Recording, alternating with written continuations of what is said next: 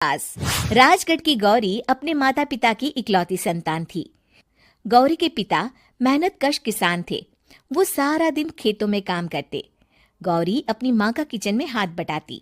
वो जंगल से लकड़ियां बीनती और माँ के चूल्हे में मदद करती।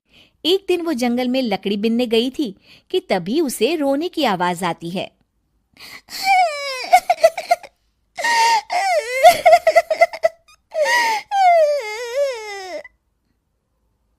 अरे, यहाँ कौन रो रहा है?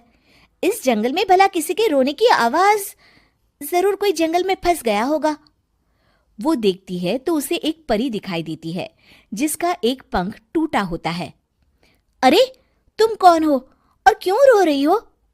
मैं परीलोक की रानी हूँ। पृथ्वीलोक में घूमने आई थी, लेकिन देखो ना, मेरे पंख ही टूट गए। अब मैं कैसे उड़ान भरूंगी?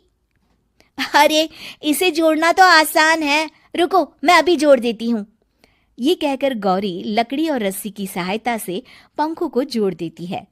परी अपने जुड़े हुए पंखों को देखकर खुश हो जाती है और गौरी को वरदान देती है कि वो पूर्णिमा की रात किसी भी चीज को हाथ लगाएगी तो वो सोने की हो जाएगी। लेकिन गलती से अगर उसने किसी इंसान को छू लिया तो वो अगली पूर्णिमा तक सोने का ही रहेगा। गौरी घर आती है और सारी बात अपने माता पिता को बताती है। गौरी की माँ उसे कहती है, तू भी ना गौरी, सारा दिन परियों की कहानियां पढ़कर स्वप्न लोक में ही रहती है।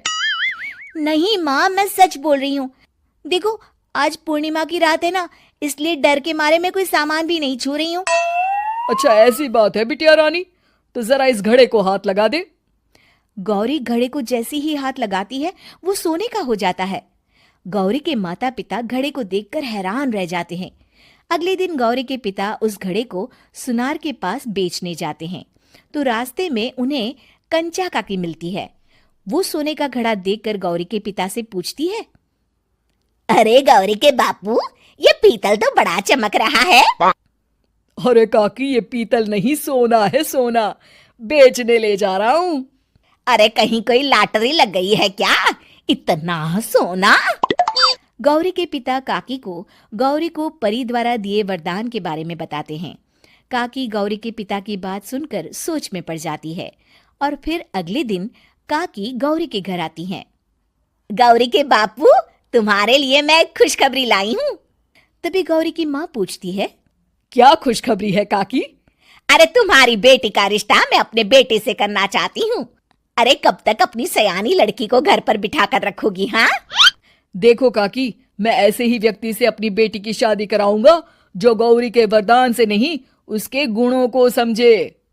अरे, हमें तो गौरी के गुण अच्छे लगे, इसीलिए तो आ गई हूँ मैं। फिर गौरी के माँ बाप मान जाते हैं और उसकी शादी काकी के बेटे से हो जाती है। अगले दिन, अरे गौरी, कल पूर्णिमा की रात है। तुम्हारे पिताजी परी के वरदान के बारे में बता रहे थे, तो मैं ना कुछ चीजें रख दूंगी, जरा हाथ लगा देना। तभी गौरी का पति वहां आ जाता है और अपनी माँ से कहता है, माँ, क्या जरूरत है गौरी के वरदान को इस्तेमाल करने की? वैसे भी मेरी मेहनत से घर तो चल ही रहा है ना। और गौरी के पिता ने भी यही कहा था कि वो ऐसे ही व्यक्ति से उनकी बेटी की शादी करेंगे जो गौरी के वरदान से नहीं, उसके गुणों को समझे। अरे बस कर किताबी बातें। तेरे लिए क्या लड़कियों की कमी थी जो मैं ये किसान की बेटी घर ले आती? और सुन गौरी, कल अगर तूने सारी चीजों को सोने का नहीं किया तो मैं तुझे घर से निकाल दूंगी और अपने बेटे की दूसरी शादी करवा दूंगी, समझी? इतना कहकर गौरी की सास वहां से चली जाती है। अगली पूर्णिमा की रात गौरी की सास गौरी के सामने ढेर सारे बर्तन रख देती है और कहती है, जल्दी कर गौरी, रात खत्म हो जाएगी। जल्दी जल्दी इन सारे बर्तनों को हाथ लगाकर सोने का कर दे। गौरी करती भी तो क्या, वो जैसे ही एक छोटे से बर्तन को छूने वाली होती है कि उसकी सास भड़क जाती है। क्या मजाक बना रखा है? इतने छोटे से बर्तन में क्या होगा? ये ले, ये बड़ा वाला बर्तन। जैसे ही बड़ा सा बर्तन लेकर गौरी की सास उसकी तरफ बढ़ती है, वैसे ही बर्तन के बाहर से वो धड़ाम से गिर जाती है।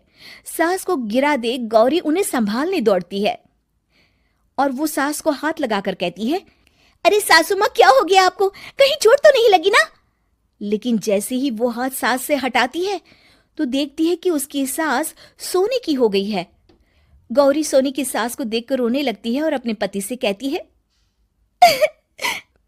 मुझे परी ने कहा था कि अगर मैं किसी इंसान को हाथ लगाती हूँ तो वो अगली पूर्णिमा तक सोने का ही रहेगा। अब मैं क्या करूँ? अरे करना क्या है, माँ को उठाकर अलमारी में रख दो। और हाँ, लालच का फल बुरा ही होता है। ज्यादा बड़े बर्तन को सोने का बनाने के चक्कर में माँ का ये हाल हुआ है। ये कहकर वो दोनों माँ की तरफ देखने लगते हैं।